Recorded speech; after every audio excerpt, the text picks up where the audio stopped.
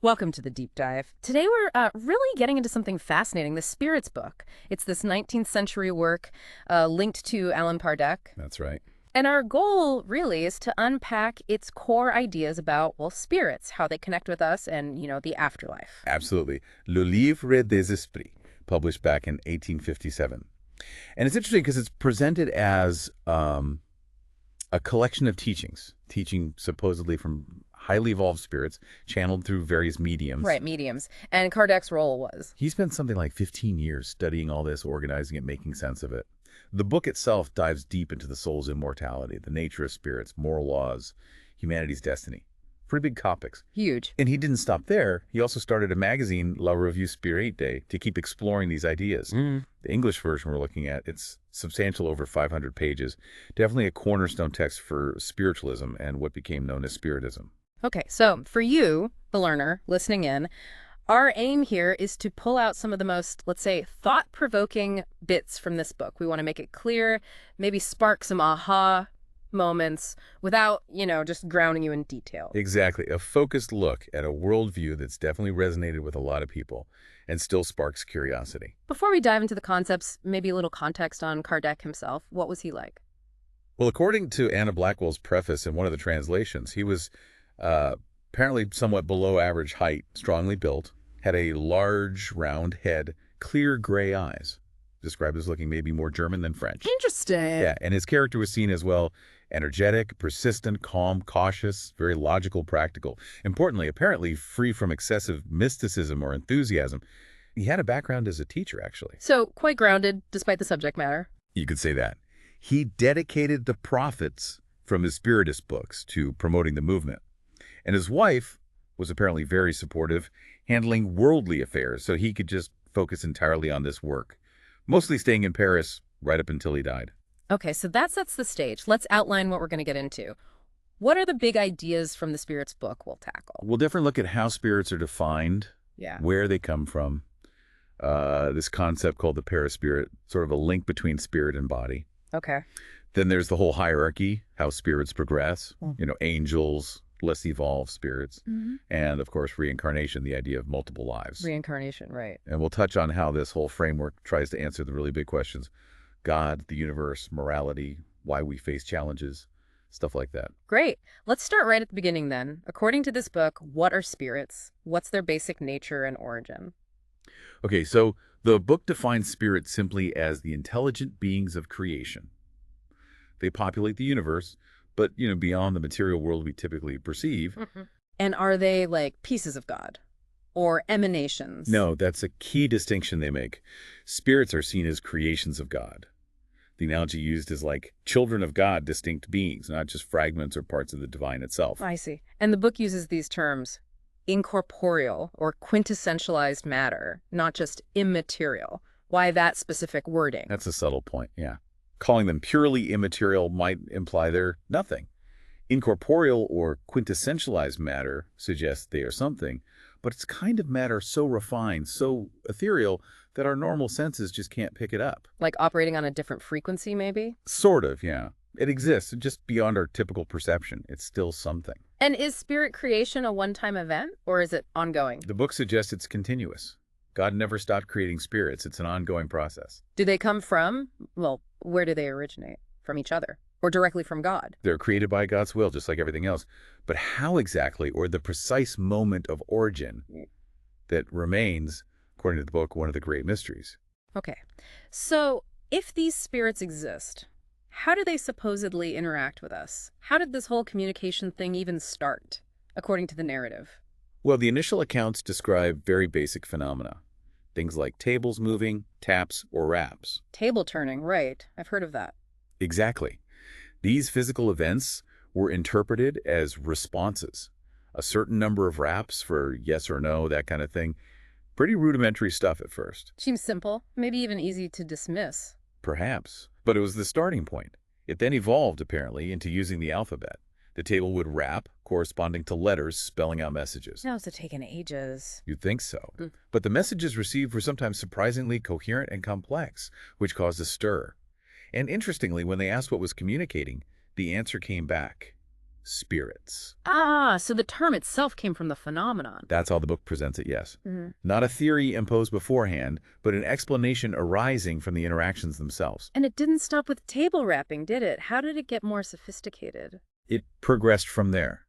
First to things like the planchette, a little board with a pencil that would seem to write on its own, Okay. and then to automatic writing, where the medium's hand holding a pencil would move, apparently involuntarily, writing out messages. This was faster, more detailed. And were there other ways? Oh, yes. The book mentions development into various forms of mediumship.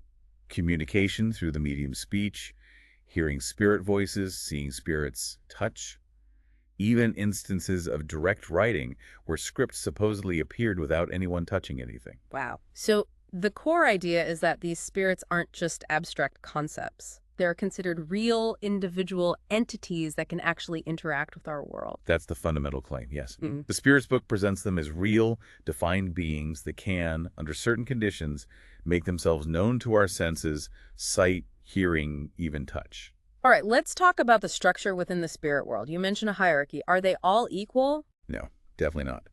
The book lays out a system of different orders of spirits.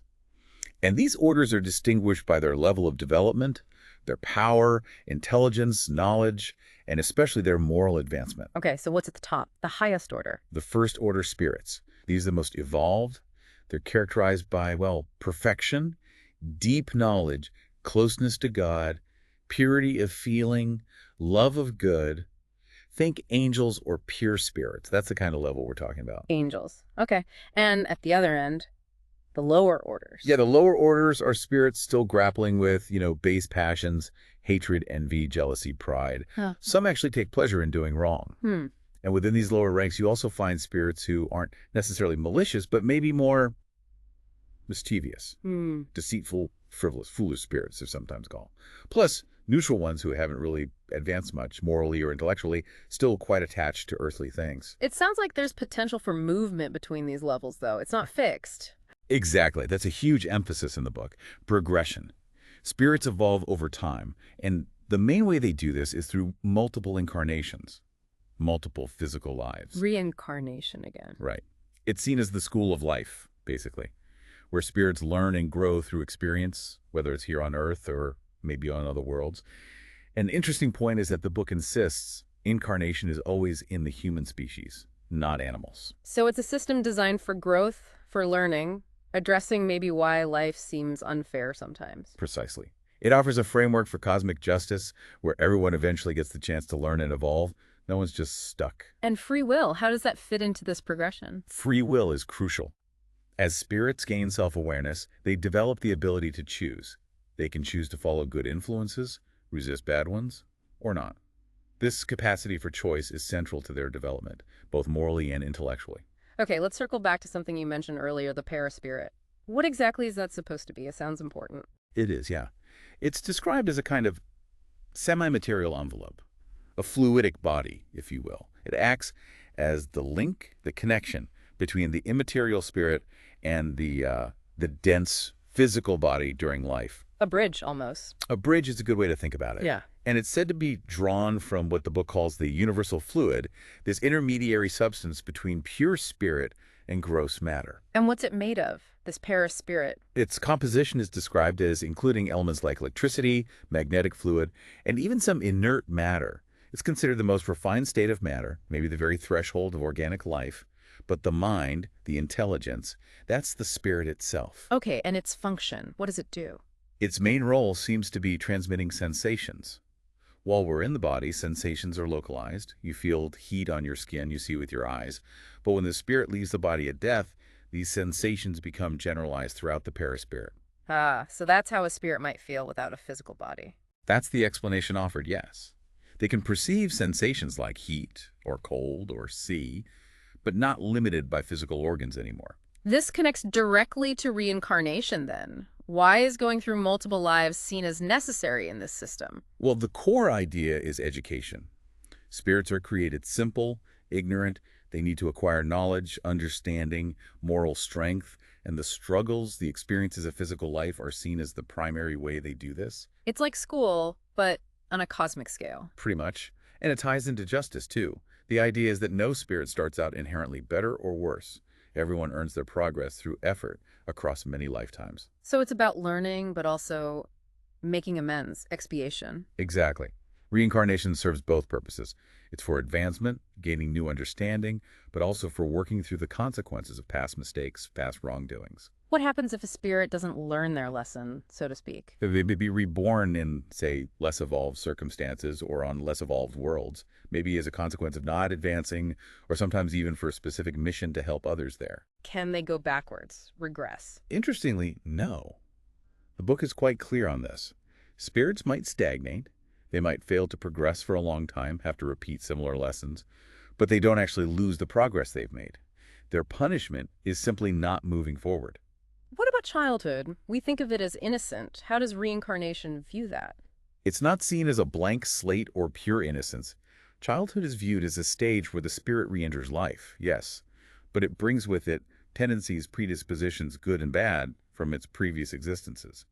The spirit is sort of veiled, more malleable during childhood. But we don't usually remember those past lives, do we? Why is that? Generally, no. The Okay. conscious memory is typically wiped clean or at least deeply submerged upon reincarnating. The idea is that this allows us to focus on the current life's lessons without being overwhelmed by past baggage. But the memories aren't gone forever. No, according to the book, they return once the spirit is back in the spirit world after death. And even during life, while not conscious memories, those past experiences are said to influence our conscience, our intuition, our innate talents or challenges. It sounds like there's some choice involved even before we're born. Do spirits choose their lives? Yes, to an extent. The teaching is that spirits, guided by their desire to progress, choose the general kinds of trials and experiences they will face in their next life. Not necessarily every single detail, but the overall challenges they need to confront for growth. And gender. Does a spirit have a fixed gender? No, the book states spirits are inherently sexless. They can choose to incarnate as male or female in different lives, Why? to experience the full range of human challenges, duties, and learning opportunities. Each gender, each social role, offers different lessons. Okay, let's shift perspective. What happens after physical death? What's this spirit life supposed to be like? Well, the fundamental idea is that when the soul leaves the body, it returns to the spirit world, the place it came from. Is it an instant poof, you're there, and everything's clear? Not always, it seems. There's often described a period of confusion right after death. Confusion. Yeah, its length can vary a lot. Hours, days, even longer, apparently. It's said to be more pronounced, more difficult if the death was sudden, violent, or maybe through suicide. The spirit might be disoriented, surprised, Yeah. even take a while to realize they're actually dead. Really? They might not know.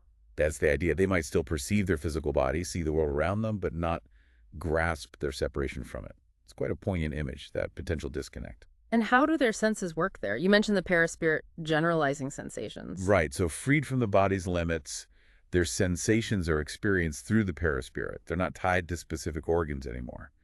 Perception becomes more direct, perhaps. And potentially controllable, they can choose to perceive or not perceive things at will. What about sight? Sight, in particular, is often described as becoming clearer, more penetrating, once free from the physical eyes, potentially able to see through things that are opaque to us. Are there different places or levels within this spirit world? The book touches on that, yeah. It talks about transitional worlds, some less evolved than Earth, some more evolved, suggesting a whole spectrum of environments beyond our own. And relationships.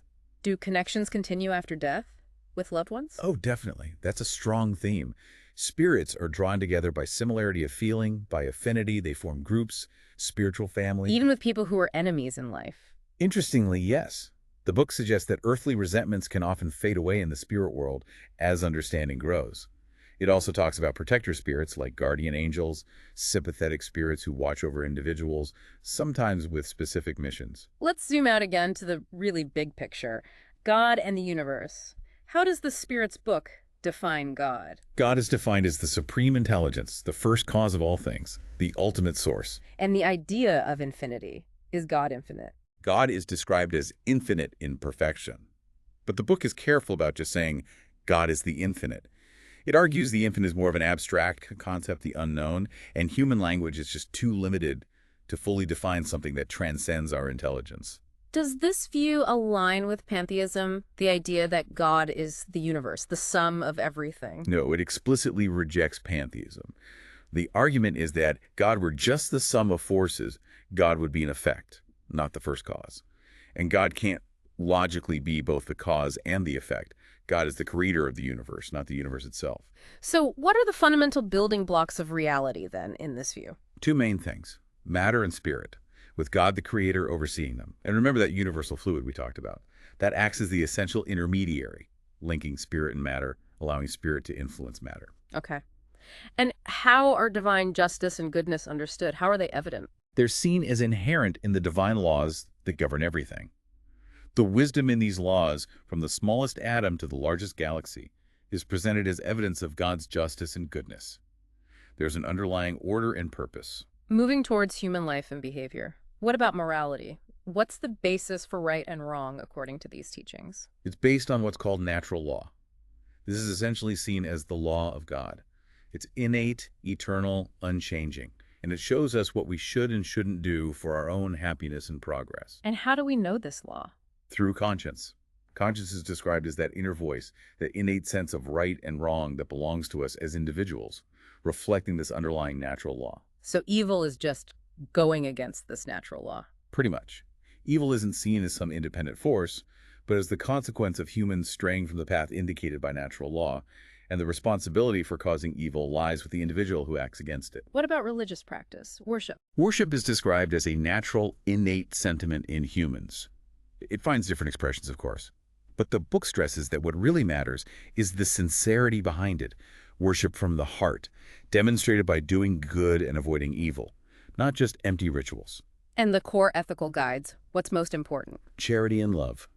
These are repeatedly emphasized as the fundamental principles. True moral progress comes from actively practicing justice, love, and charity.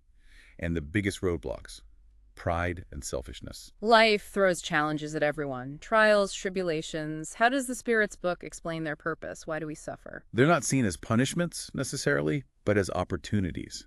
Opportunities to use our intelligence to develop patience, resignation, self-denial, empathy, love for others. Basically, tools for growth. Then didn't you say spirits choose these trials beforehand? Yes, they choose the kinds of trials, the general lessons they need to learn, not every specific event, but the overall nature of the challenges they'll face, guided by that desire for progress. So suffering isn't just random bad luck. It can have different functions. It might be expiation, balancing the scales for past wrongs, or it might be a trial specifically chosen for advancement. Even things that seem terrible at the time can, from this perspective, have long-term positive effects on the spirit's journey. Think of wealth and poverty, both are seen as trials, each with its own dangers and opportunities. Okay, one last specific and difficult topic. Suicide. How does this framework view taking one's own life? It's viewed very seriously. It's not seen as an escape hatch. Taking your life doesn't erase any wrongdoing. Instead, it's considered adding a second wrong. The emphasis is on facing consequences and learning the intended lessons. Is there any nuance there? Yes, it does add that God, being just and good, judges based on the underlying causes and circumstances. There might be situations where the consequences are lessened, but the fundamental principle remains it's not the intended path. Wow. We've covered a lot of ground there. It's a really comprehensive system of thought. Let's try to boil down some key takeaways. Okay. Well, the idea of spirits as intelligent beings on a continuous journey of evolution seems central. Reincarnation isn't just repeating lives, it's purposeful for learning, for moral growth, for expiation. Right, and guided by these inherent natural laws we sense through conscience. Exactly. And perhaps reframing life's challenges, seeing them not just as hardships, but potentially as chosen opportunities for our own development. That's a powerful shift in perspective. It really is. And it makes you think, if the universe is, as this book suggests, filled with intelligent life beyond our senses, constantly around us, maybe even influencing us, what does that mean for our understanding of ourselves? That's a profound question, isn't it? How might that change how you think about consciousness itself, or where morality comes from, or just our place in the grand scheme of things? It definitely opens up some big philosophical doors. This has really just been a glimpse, hasn't it? There's so much more in the book itself. Oh, absolutely. We've only scratched the surface. If any of these ideas resonated with you, the learner, I'd really encourage looking into the Spirit's book, directly, or researching Spiritism more broadly. There's a rich history and philosophy there for anyone curious about these enduring questions. So perhaps a final thought to leave you with is that inner sense of justice we all seem to have, that yearning for meaning. If those are echoes, as Kardec suggested, of our spirit nature, what kind of responsibility does that put on us right here, right now, in this life? Something to think about. Join us next time for another deep dive.